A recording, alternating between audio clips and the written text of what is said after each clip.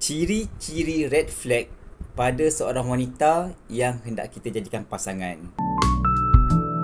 Jangan sebab rupa cantik je, kita terus terikat, kita terus terpikat sampaikan kita lupa kecantikan fizikal bukanlah yang utama dalam kehidupan berumah tangga. Jangan sebab rupa fizikal dia, penampilan dia, style dia yang kena dengan mata kita menyebabkan kita ni terus kita tutup mata pada perangai-perangai yang mungkin sebenarnya tak kena pun dengan jiwa kita. Nak bina rumah tangga bukan sekadar fizikal tau, tetapi dia lebih kepada dalaman, sikap, sifat pasangan kita tu. Semuanya kita kena ambil tahu.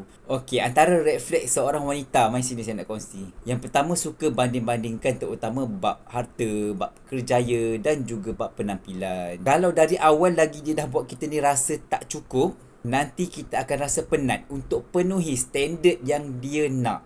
Yang kedua, mungkin anda perlu perhatikan pada tanda emosinya yang selalu sangat tak stabil dan juga suka sangat mengungkit. Dalam perhubungan memang kena belajar untuk terima pasangan dan juga perlu belajar untuk ketenangan dalam menguruskan emosi. Kena juga berdamai dengan perbezaan kan, kena raikan perbezaan pendapat, perbezaan pada diri pasangan kita. Dan bukan jadikan setiap perkara dalam kehidupan tu semua nak dijadikan isu ataupun satu drama yang panjang. Yang ketiga, tak jujur dan juga terlalu tertutup. Makna kata, macam red flag untuk lelaki juga, kita kena terbuka lah. Ada benda semasa ta'aruf tu, kita mesti kena dedahkan.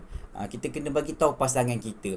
Kalau semua benda nak tertutup, tak boleh lah, malu lah, tak boleh kongsi lagi lah, apalah, semualah tak boleh. Jadi susahlah nak bina kepercayaan dalam perhubungan tu. Yang keempat, malas nak solat, tak nak jaga aurat dan juga tak tahu nak jaga adab. Yang kelima, red flag pada pasangan wanita yang suka sangat kontrol.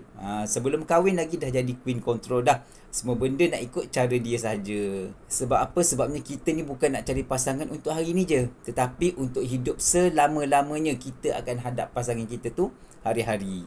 Dalam Islam, kita kena belajar untuk bekerjasama dalam perkahwinan, bukan buat sesuatu secara paksa. Tapi ingat, red flag tu bukan penamat untuk perhubungan tersebut.